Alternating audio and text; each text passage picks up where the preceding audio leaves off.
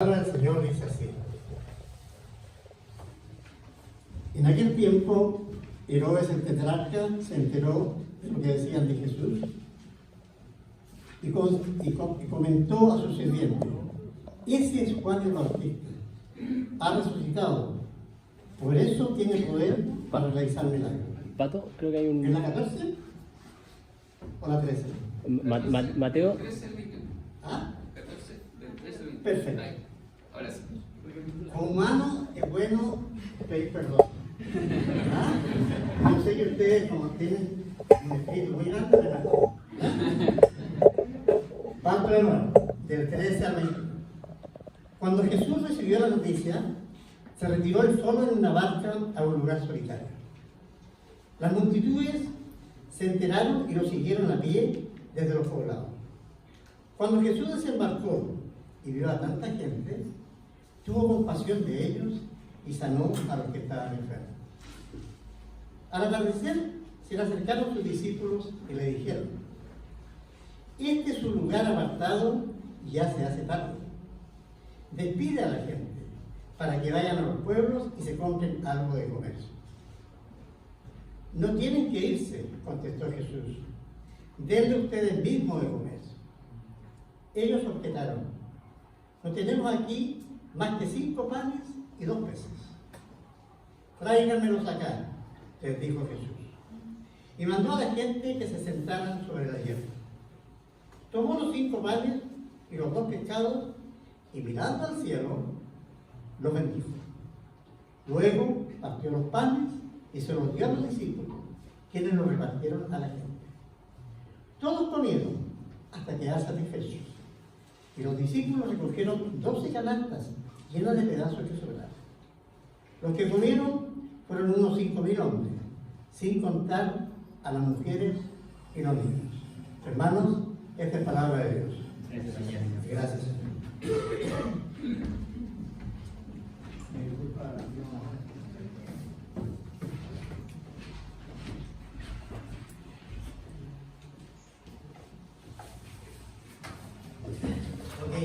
Hola querida iglesia, ya hace mucho que no nos veíamos. Para aquellos que no me conocen, mi nombre es Jonathan Mique, estoy casado con Belén Salinas, llevamos 5 años de casado y tuve el privilegio de estar acompañándole el año pasado. Entonces hay muchas caras conocidas, y nos da mucha alegría de poder estar con ustedes nuevamente.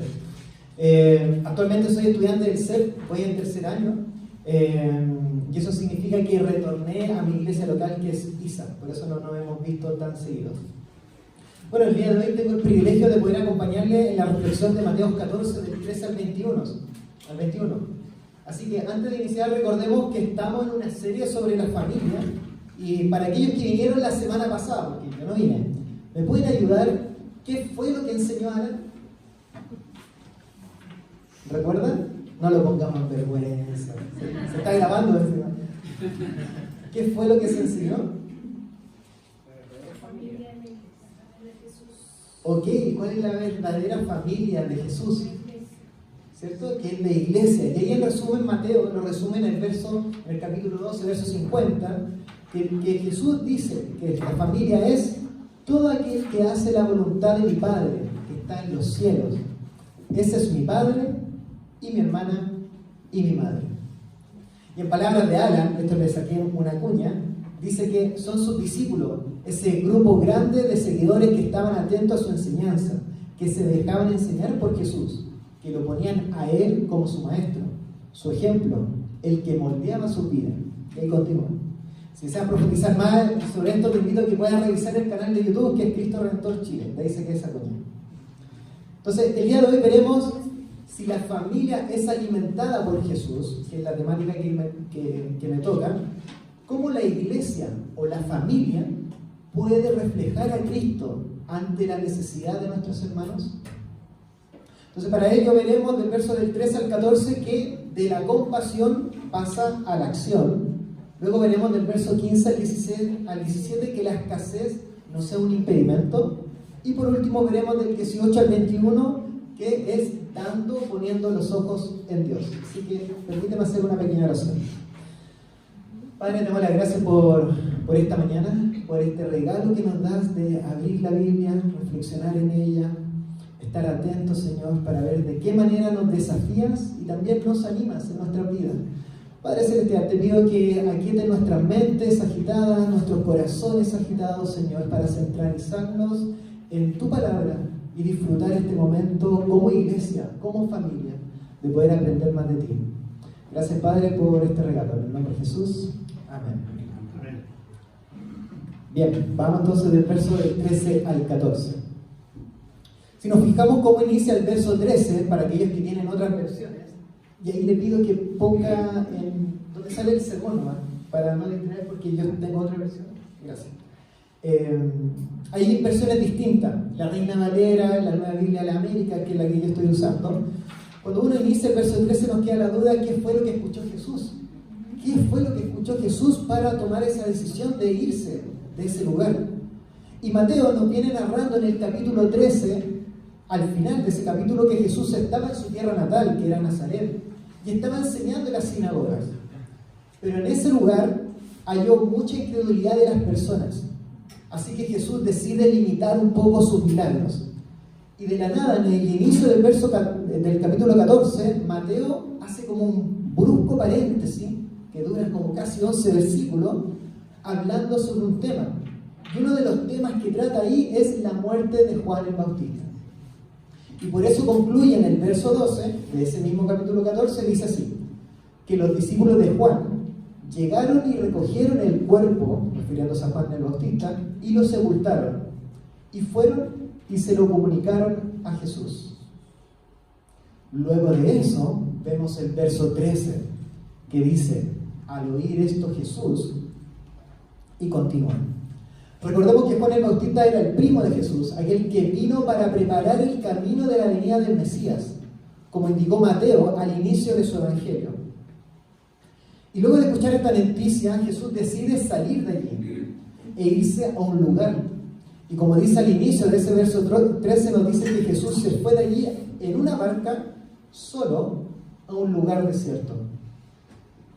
Así que posiblemente quería aislarse, como lo había hecho en muchas ocasiones. Se alejaba e iba al monte a orar, se alejaba de sus discípulos. Entonces posiblemente era más común de lo que pensábamos. Pero en esta ocasión, de alguna manera, las multitudes se enteraron del lugar a donde iba a ir Jesús. Eran los paparazzis de aquel tiempo. De alguna manera lo supieron y empezaron a seguir a Jesús a pie, mientras que Jesús iba en la barca. Me imagino que esa barca iba muy lenta, porque ellos siguieron todo el camino a pie mientras que la barca avanzaba. Dice nuestro profesor que fue una caminata cerca de 3 horas y que cruzaron ciudades, pueblos, hasta llegar a este lugar, un lugar desértico, a esperar a Jesús. Es inevitable pensar en la típica imagen cuando llega algún famoso al aeropuerto y llegan todos en masas a esperar a ese famoso para tan solo verlo unos segundos. Acá vemos algo muy parecido, que la gran multitud estaba en un puerto, en un lugar desértico, con pocas ciudades o aldeas alrededor, esperando el desembarco del Mesías. A diferencia de cualquier famoso en nuestros tiempos, Jesús, al ver a la gran multitud, no se oculta, ni le pide a los discípulos: oye, sáquenme por la parte trasera, o yo quiero bajar por el sector VIP para que no me vean, sino que al ver la multitud, al observarla, tuvo compasión de ellos. Jesús, en vez de hacer vista gorda de las necesidades que tenían todos ellos, se conecta con el sufrimiento de ellos, de sus seguidores. Acá vemos que Jesús observa a su alrededor, luego tiene compasión, y que esa compasión concluye a una acción. Fíjate en el verso 14, como indica. Cuando Jesús desembarcó, vio a la gran multitud y tuvo compasión de ellos y los sanó a sus enfermos. Mateo nos muestra que Jesús, al observar, tiene compasión y que esta compasión es movida a la acción. En esta ocasión, sanar a aquellos que padecían enfermedades. Es cierto que estamos en una cultura en donde de alguna manera el dolor o el padecimiento de los otros pasa por alto de manera más rápida posible. Es cosa de meterse al celular y estar haciendo scroll ahí. Y de repente aparece un video, una foto trágica y decimos, qué brígido. Después hacemos scroll de nuevo y después de nuevo. Y ahí se nos fue el episodio trágico que vimos en segundos. Estamos chipeados de alguna manera a que todo el padecimiento que estamos observando nos saltamos también al ver la noticia, algo trágico, y de la nada cambia a una cosa totalmente distinta. Esa es una clara compasión, pero que no tiene acción, que la pasamos por alto. Jesús no solo ve los padecimientos de sus seguidores, aquellos que estaban ahí, sino que también se duelen. Y con el dolor de ellos, se está doliendo con el dolor y el sufrimiento de ellos, e interviene para otorgar una solución. Ese es nuestro Señor. También vemos que la ayuda no es solo hacer una acción por solo cumplir, porque tienen una necesidad y check ticks, y como ya está. Como si fuese como, necesita recursos, ok, transferencia, ¿le llegó? Le llegó, ok, estamos. Necesita algo, bueno, delivery. ¿Le llegó? Le llegó, ok, ya estamos listos. No, querida iglesia. Al ver Jesús como ejemplo, vemos que la ayuda a sus seguidores va más allá de la simple acción, sino que se vincula con el padecimiento de ellos, al observarlos, al estar ahí. Su ser padece por el sufrimiento de sus seguidores, y eso gatilla también a ir en ayuda de ellos. Puede que te preguntes, pero ya, Miguel, igual a mi alrededor no veo muchas necesidades, en verdad, veo como que casi todo está suplido. Y te diría, si me lo permites, abramos bien los ojos, vincúlate más con las personas para conocer su verdadera realidad y sé más intencionado. Recordemos que estamos en un mundo caído, con un sistema y cuerpos corrompidos. Siempre va a haber necesidades.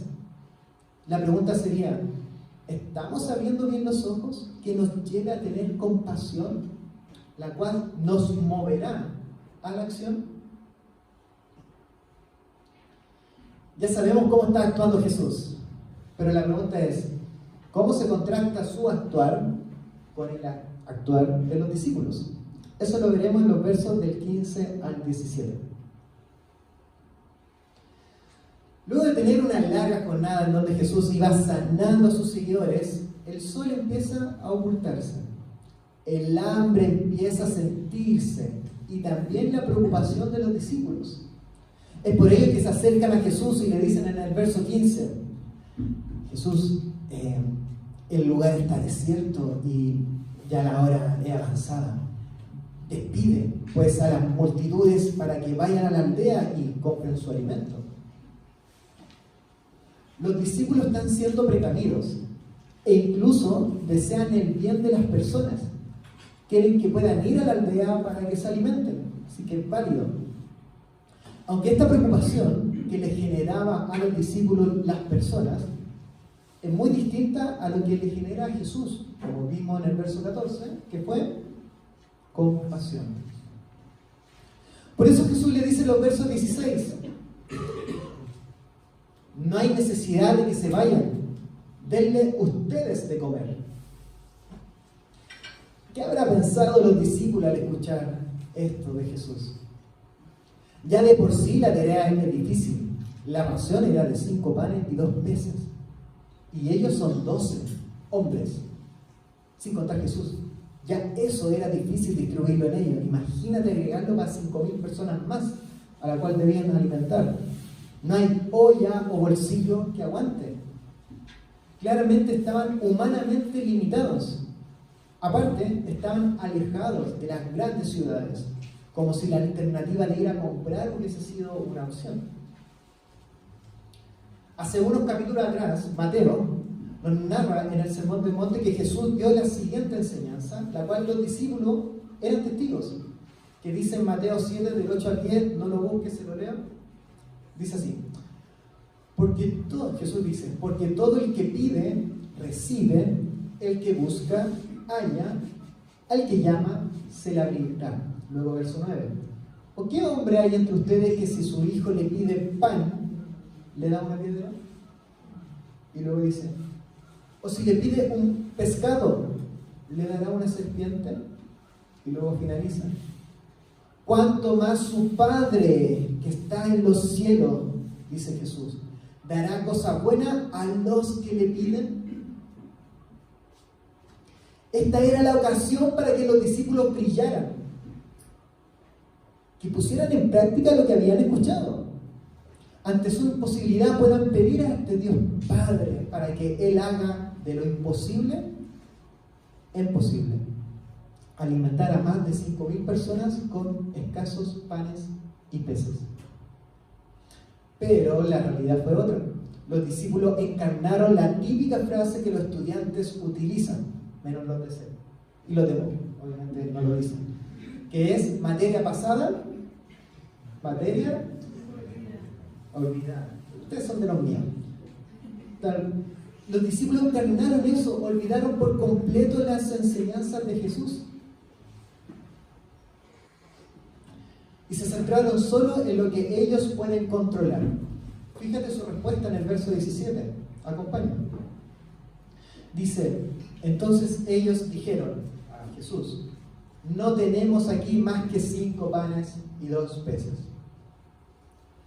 Se limitaron a lo que tenían en su poder, en su alcance, aquellos que ellos controlaban. Tomaron la decisión de despedir a la multitud en base a lo que ellos administraban.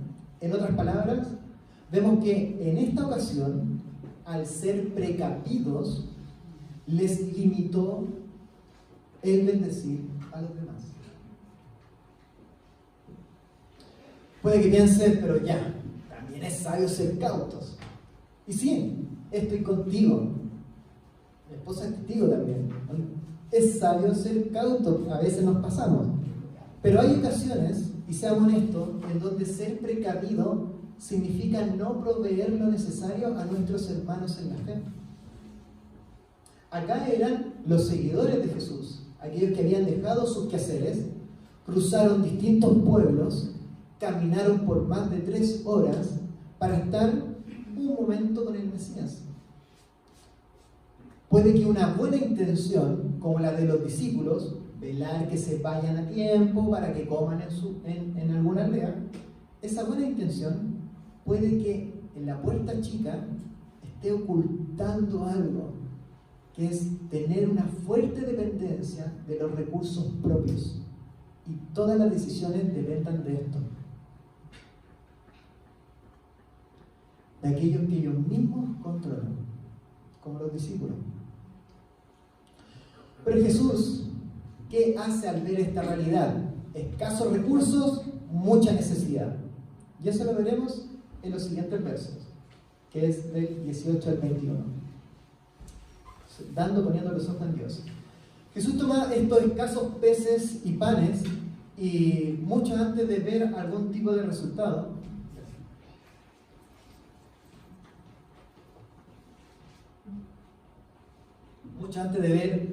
algún tipo de resultado, como si fuese un acto de fe o plena convicción de lo que iba a suceder, invita a la gente a que, por favor, tomen asiento, siéntense.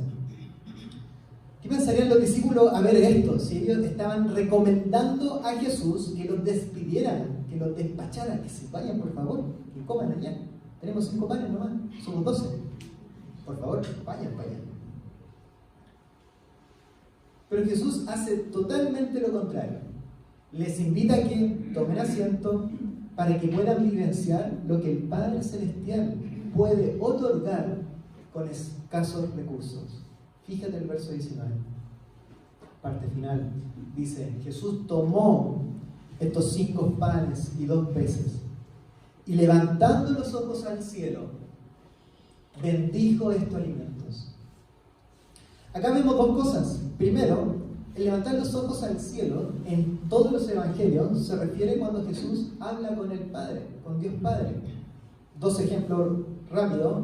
Por ejemplo, en la resurrección de Lázaro, Jesús dice que alzó los ojos a lo alto y dijo: Padre, te doy gracias porque me has oído. También otro ejemplo vemos la oración previa al sacrificio de Cristo. Cuando Jesús dice que Jesús, alzando los ojos al cielo, dijo: Padre, la hora ha llegado, glorifica a tu Hijo para que el Hijo te glorifique a ti. Entonces, por tanto, alzar los ojos al cielo demuestra esa dependencia al Padre para estos alimentos. Lo segundo, vemos que acá el orden de los factores sí alteran el producto. Jesús claramente muestra su confianza en lo que el Padre puede hacer sin aún ver el resultado. No es que al ver el resultado empiece a decir: oh, gracias Señor por estos resultados que has dado. No. Sino que Él da gracia, Él bendice tus alimentos y Él previamente invita a la gente que se siente como aquel invita a una mesa y pide al Padre sin aún ver esos resultados. Esto demuestra una clara confianza en lo que Jesús tiene al Padre y lo que el Padre puede hacer. Y su oración al Padre fue respondida al bendecir los alimentos. Y empezó a partir los panes, se los dio a los discípulos, y los discípulos empezaron a repartirlos y darlos a las multitudes. Y el resultado fue, acompáñame, verso 20, que todos comieron y se saciaron. Y no solo quedaron saciados, sino que continúa en el mismo verso 20, que también recogieron lo que sobró. La provisión de Dios no es justa, hermano, ni cercana a lo que necesitan sus seguidores, sino que da lo suficiente para saciarlos por completo y que tenga de sobra para el futuro. Permíteme contar una pequeña historia antes de terminar.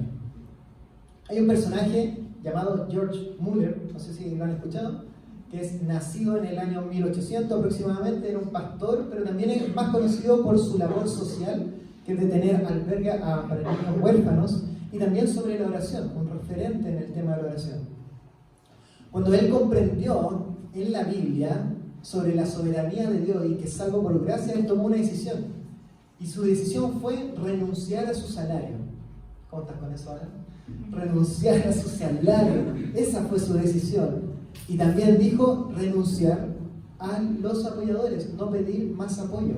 Y ahí también me desafía. ¿Y por qué fue? Porque él dijo: si soy llamado por gracia, y soy salvo por gracia, y Dios soberano en todo, bueno, yo se lo pido a Él todo. ¿Y qué empezó? Con una libretita empezó a anotar cada una de sus peticiones de oración, y a su vez anotaba cómo estas peticiones empezaban a ser respondidas por Dios. Y una de sus peticiones, que es la que me gustaría explicar, es que dentro de estos albergues había una mesa larga con todos los niños. La mesa estaba vacía, no había comida. Y le dice a los niños: siéntense a la mesa, demos las gracias a Dios por el pan y lo que vamos a alimentarnos. Y empezaron a orar con la mesa vacía, niños, mesa gigante. Y dice en su relato que cuando él termina de orar, el panadero toca la puerta con suficiente pan fresco para alimentar a todos los niños. Y el lechero de la ciudad, del pueblito, por casualidad, se abrevió su carreta fuera del orfanato y le entrega su leche al orfanato. Su orfanato inició con 30 años dentro de su propio hogar y culminó con 5 edificios que albergan en ese tiempo más de 2.000 niños. Todo eso fue a punta de oración dirigida al Padre. Hoy, ya 200 años después de que se inició su ministerio, estos orfanatos que todavía no existen se adhieren al compromiso de su fundador, de Muller, que es buscar la ayuda a través de la oración dirigida al Padre, confiando que Dios va a proveer todo. Así como fue en el inicio, seguirá siendo en el futuro. Queridos, si Jesús depende del Padre para proveer a los suyos, ¿cuánto más nosotros, querida iglesia, necesitamos del Padre? Necesitamos recurrir a Él por medio de Cristo para que multiplique los escasos recursos, para ir en ayuda de nuestros hermanos. Entonces, ¿Cómo la iglesia o la familia puede reflejar a Cristo ante la necesidad de nuestros queridos hermanos? Primero vimos que de compasión a la acción. Jesús observa presencia, está con la multitud. Eso le genera compasión, el cual lo lleva a la acción. Segundo, vemos que la escasez no sea un impedimento, queridos. Hay ocasiones que ser precavido puede ocultar una dependencia de nuestros propios recursos, más que de Dios. E incluso, el cual nos lleva a limitarnos a bendecir a nuestros hermanos. Y tercero, vemos poniendo los ojos en Dios. Vimos que Jesús depende del Padre para proveer a los suyos. La provisión de Dios da hasta que sobre, sacia por completo. A los discípulos de tener poco, quedaron saciados e incluso les sobró 12 cestas de comida. Así que le invito a que podamos orar, querida iglesia, para que podamos observar bien a nuestro alrededor y que toda ayuda que ofrezcamos sea nacida por compasión. La segunda es que Dios nos dé discernimiento a todos nosotros y a mí primeramente, para que podamos analizar nuestras motivaciones y estas actitudes precavidas o cautas no estén ocultando algo más profundo, que es la dependencia y el control a las cosas de los recursos propios, más que del Señor. Y por último, también permíteme orar para que tengamos una dependencia fiel a nuestro Padre, confiando que Él multiplica la escasez en abundancia para proveer a sus hijos. Permíteme orar. Padre, te damos las gracias por tu palabra. Gracias, Señor, porque vemos en ella cómo actúa Jesús, cómo actúan los discípulos que le identifican tanto, Señor. Padre Celestial, te pedimos, Señor, para que podamos observar a nuestro alrededor, podamos ser un fiel ejemplo como iglesia, un reflejo de Cristo acá en la tierra, Señor Jesús. Viendo a nuestro alrededor, vinculándonos, Señor. Y si vamos a entregar una ayuda que sea nacida por compasión, no una ayuda desinteresada, Padre, también permítenos discernir aquellas áreas de nuestras vidas donde por fuera se ve algo precavido, pero está ocultando una plena dependencia de los recursos propios, no los recursos celestiales. Y por último, Padre, te pedimos también por una dependencia a ti. Permítenos depender más en ti que los recursos que podemos tener hoy día. Permítenos verte más a ti, Señor, que tú tienes el poder suficiente para multiplicar toda la escasez, para ser en abundancia para tus propios hijos. Guíanos en esto durante esta semana y durante nuestra vida. En el nombre de Jesús. Amén.